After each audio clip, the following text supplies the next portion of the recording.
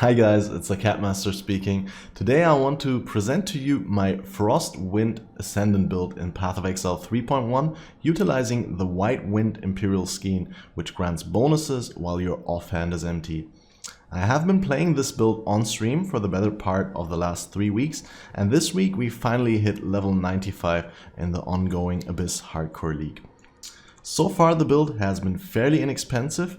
There is still upgrades that I wanted to make, but before we max out the character completely or we die to one of the many stupid mistakes I tend to die to while mapping on stream, I just wanted to give you a quick impression of how the build feels right now. As you can see, we're comfortably dashing from one pack to another, pretty much killing everything instantly and oftentimes shattering the whole pack at once. Right now we're sitting at 190,000 total boss DPS, including charges and onslaught, which go down to 136,000 whenever we're not buffed. We're sitting at about 6,100 total health, and our maximum life leech rate is up at 2,800 life per second, going up to 4,200 whenever we procced our caster and damage taken setup recently. We also have 60% chance to dodge attacks and 38% chance to dodge spell damage, which go up to 75% and 72% respectively whenever Valg Race is up. We also have 4,400 evasion, and we're running Arctic Armor and Fortify to reduce the size of incoming hits when we do end up getting hit. Clear feels really comfortable, build is fairly fast and mobile, and after upgrading the 6 link, single target also feels quite respectable, especially because our leech lets us face tank through a lot of the damage, meaning we can stand still and dish out damage at the same time. So now that you've seen some gameplay and red maps, I'll give you a quick outline of the core concepts of the build, my gem setups, my Pantheon choices, as well as my gear choices and passive tree choices. I set out to make a good build out of the new White Wind Imperial Skean that has been added to Pathofexile in 3.1. People don't seem to like the empty offhand concept, which is understandable if you think about all the great stats that you can have on a stat stick or a shield. So far the dagger is very cheap and costs only a handful of chaos, even though a high roll can have up to 425 raw elemental damage per second, ignoring the conditional global increase. That's not only comparable to mirror tier rare weapons, but it's also pure cold damage, so it ends up being a lot easier to scale by means of increases and penetration than damage of all elemental types. On top of that, it also provides you with 20% chance to dodge attacks and 100% globally increased cold damage as long as your offhand is empty. The downsides of the dagger are its low base crit, low explicit attack speed of only 15%, and no critical strike multiplier. There were several skills on the table to choose from, and we decided to go with Frostblades because it grants easy access to cold penetration via the Fight for Survival threshold jewels, which each offer 15% penetration to the melee portion of the skill. Frostblades is a true melee skill, which does require you to name lock, but it comes with the quality of life of granting you plus 22 to weapon range at gem level 21. Daggers have a base weapon range of 8, so this adds up to a total of 30 range, which equals the length of 2.5 tiles in the Elrion hideout and feels really good for whirling around and attacking in place. You'll barely ever feel the need to reposition by walking, so you could even go for boots without movement speed. Because a White Wind already grants you 20% dodge, we wanted to make dodge one of the main defensive cornerstones of this build. So we definitely wanted to pick up acrobatics and phase acrobatics. As an attacker, we also have easy access to leech stats in the bottom right of the tree. For a character based in the bottom right of the passive tree, it's a long stretch to pick up Elemental Overload, which is the reason we decided to go crit instead, despite the low base crit of the dagger we are using. We are also trying to scale a Herald of Ice for the clear, because as a crit build centered around cold damage, we freeze and shatter our enemies most of the time. With Herald of Ice, these shatters will actually deal cold AoE damage, which is scaled by the large global increase on the dagger, so it helped the clear so much that we actually invested a little bit into making the Herald as strong as possible without compromising our single target DPS or survivability too much. We decided for the Scion or Ascendant with the mini ascendancies Assassin and Slayer, aka as Slayer, as our character class because this provides easy access to the following 3 things which are very desirable for our build. Jewel sockets for Abyss Jewels as a source of flat cold damage and life. Life leech effects don't end on full life, aka the Slayer leech, which is very helpful if you want to pick up Volpact. Base crit to make our crit scaling more efficient since the dagger has a low base crit and Herald of Ice has 0% base crit. My main setup in order of importance contains Frost Blades, elemental damage with attack skills, cold penetration, multi-strike, increased critical strikes and increased critical damage. Increased critical strike support is a subpart choice in terms of raw DPS, and if you like swapping gems, you can replace it with the elemental focus support gem for every boss fight. While preparing for this build guide, I also realized that using added cold damage instead of increased critical damage is straight up more damage, but really it's a toss up and the choice depends on how much flat cold damage and how much crit multi you already have on Abyss Jewels and other gear. With very good flat cold damages on Abyss Jewels, increased critical damage will be better than added cold damage. My 3-link Herald of Ice is supported by increased critical strikes and increased area of effect. Because Heralds do not have a base crit, we aim to get as much plus to critical strike chance as possible in order to clear consistently with Herald of Ice, because only when the Herald crits will it benefit from our massive amount of global critical strike multiplier. In order to maximize the clear potential, we increased the area of effect noticeably with the increased area of effect support gem. If you have another free gem socket for a 3rd support gem, great choices are Cold Penetration to further improve your clear, or Onslaught if you do not have another source for the Onslaught buff. We are using a 4-link mobility setup with Whirling Blades, faster attacks, Fortify for the 20% hit damage reduction, and Blood Magic in order to prevent us from situations where we cannot use skills due to insufficient mana, especially in maps without regeneration. We are also using a cast when damage taken setup with Immortal Call and increased duration.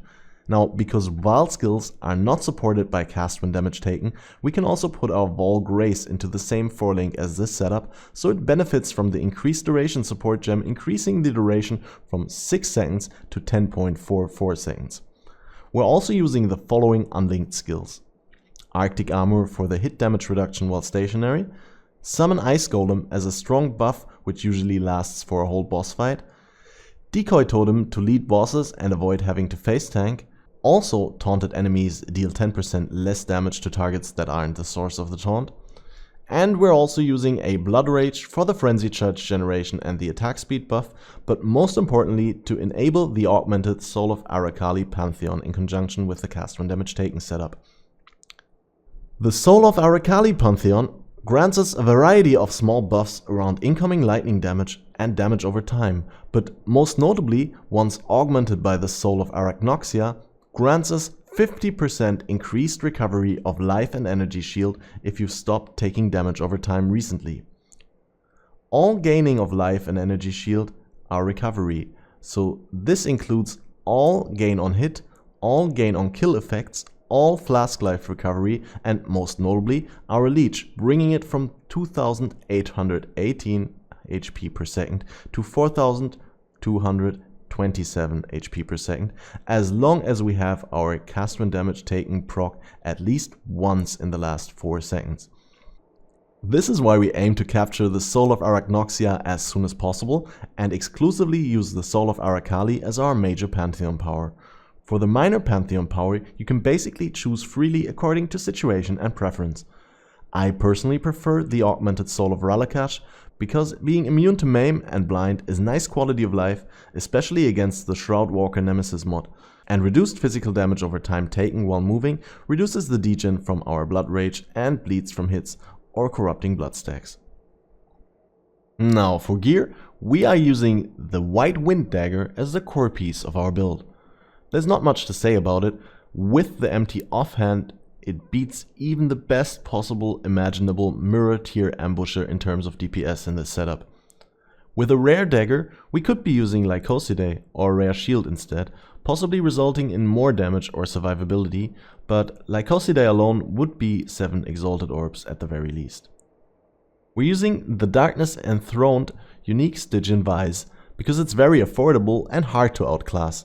With perfect tier 1 mods on both socketed jewels, this belt can grant up to 150 life, 36% crit multi, and 123 to 321 cold damage to dagger attacks. We're using the Oscarm Nubuck gloves as the only source of global Assassin's Mark on hit outside of expensive Shaper-based jewelry. They're also one of the few sources of spell dodge chance. They're quite affordable and they have up to 50 life, but they do come with the downside of -10 to -20% to chaos resist, so you will first of all want to look for a relatively low roll on this chaos resist malus, but also at least one chaos resist roll on one of your rare pieces. We're using the Belly of the Beast because it's simply the best option for many builds in the bottom right of the tree. Outside of using a Belly of the Beast, it's not easy to get more than 200% increased maximum life, which many would consider the bare minimum for hardcore viability. We don't usually get hit a lot, but as a build without armor or endurance charges, we do receive large hits, so we have to make sure we are safe from being one-shot. This is why we aim for the largest possible life pool. Alternatively, you could consider the perfect form, but in the end, it will just make you get killed easier. You will likely need rare boots to get enough resistances, but eventually you're aiming to wear a series step for another 16% chance to dodge spell damage, or a pair of rare boots on an Elder base, which can roll up to 10% chance to dodge spell damage as well, but should be a lot harder to acquire. On your rare boots, your rare jewelry and your rare helmet, you will want to prioritize the following stats: Elemental resists to reach cap, weakness cap, and in the best case scenario, balance resists for the Wise Oak Flask. Strong life rolls because we're missing 100 plus life from the rare shield we are not wearing. One good chaos resist roll because we don't want to sit at -70% or less chaos resist while farming maps. 1 or 2 nice flat accuracy rolls should be enough to reach 3000 accuracy with all the scaling for a 90+% chance to hit. Elemental damage with attack skills and critical strike multiplier are the strongest ways to scale our damage, but flat cold damage is also okay. We also want some strength to be able to use a decoy totem level 20 and some int while leveling because we're lacking intelligence prior to picking up the shadow area of the tree and socketing the pure talent jewel. When transitioning into this build at around level 70, I first equipped the dagger, body armor, belt and gloves. I then started gearing by buying the sapphire ring, which was 30 chaos, and I also got this amulet pretty cheaply, and I still had this ring lying around. I then went and searched for a helmet that would put all my 3 elemental resists to the same value to fully benefit from the Wise Oak Flask. So I had my elemental resists sorted out already, and I was able to prioritize chaos resist next to life and movement speed on my rare boots, and these are what I settled for at the time. Movement speed is not really needed as you will be dashing around with whirling blades a lot, but it can be considered quality of life, especially during Labyrinth and Ascendancy trials. For Flasks, we are using the Wise Oak because with all our resists balance, it grants us 10% less damage taken for all 3 elements, which is the equivalent of plus 2.5% all max res. An additional 15% penetration is also very nice to have. Bubbling Hallowed Life Flask of Staunching. Because our substantial leech does not stop at full life, we only need to remove bleeds once, and we don't need bleed on a duration type flask as much as other immunities against shock, freeze and curses. We're using an Experimenter's Diamond Flask of Grounding, a Surgeon's Stibnite Flask of Heat, and a Surgeon's Basalt Flask of Warding. The Surgeon's prefix grants us flask charge sustain during prolonged boss fights without adds. Because we can't roll the Surgeon's mods on our diamond flasks, we aim for Experimenters for the longest possible uptime with full charges. For general mapping and bossing, the Surgeon's prefix on the basalt is not as good as a Chemist's prefix with 23% or more less charges used, because this would mean we could use it twice when it's at full charges. In longer fights though, Surgeon's is better. Outside of a hardcore setting, it might be viable to replace the curse removal flask or another immunity flask for another unique flask, such as Itziri's Promise or Vessel of Vinctar, as long as you're resist cap for elemental weakness. For the passive tree that we're currently using at level 95, we stretch between Adder's Touch for massive crit bonus to dagger attacks, Acrobatics and Phase Acrobatics for 40% dodge and 30% spell dodge at the cost of 5 passive points only, Valpact and Vitality Void to make our leech as strong as possible. In between those, we aim to pick up as many life nodes, jewel sockets and crit clusters as possible. We end up at 193% increased life from tree and 6 jewel sockets. We're using the mini ascendancies Assassin for base crit and crit multi against full life targets, and Slayer for the endless hunger leech that doesn't stop at full life, making the downside of Valpact very negligible for most of the time.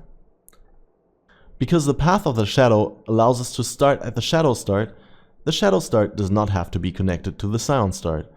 It also allows us to use a pure talent jewel for 0.5% to crit and 25 all attributes. We are also using 2 Fight for Survival Viridian jewels for 30% Frostblade's melee cold penetration. The remaining 3 sockets in the tree and 2 sockets on the unique belt we fill with rare Abyss jewels, on which we prioritize cold damage to attacks, cold damage to dagger attacks, flat life and critical strike multiplier. We also want to get at least 1 jewel with run roll chance to gain onslaught on kill. One more piece of advice here is to carefully try around to find out which jewels are best socketed in your belt for the 50% increased effect. The jewels I'm using currently are mostly mediocre, as double tier 1 flat cold to dagger attack jewels with life and crit multi are just not very available. So this concludes it for now. I could go on talking, but I want to keep the video short and to the point. I'm also planning to make future videos on possible improvements to the build, how to utilize the weighted mod group search on PoE trade or pathofexile.com/trade to balance your resists for the Wise Oak, and how defensive mechanics work in PoE. So if you're interested in seeing those among other future videos, you can support me by subscribing to this channel and also leaving a like on the video. Also, I'm currently playing this build and streaming live gameplay every day on twitch.tv/CatmasterOP. So if you want to catch me there, you can also leave me a follow on Twitch. I will post a link to my Twitch as well as the paste bin for my build in the build description down below. And I hope you take something away from this video. And if you did or didn't, I'm looking forward to reading your comment down below as well. That's it. My name is CatmasterOP. Thank you for watching. Have a wonderful day and see you all in a future video.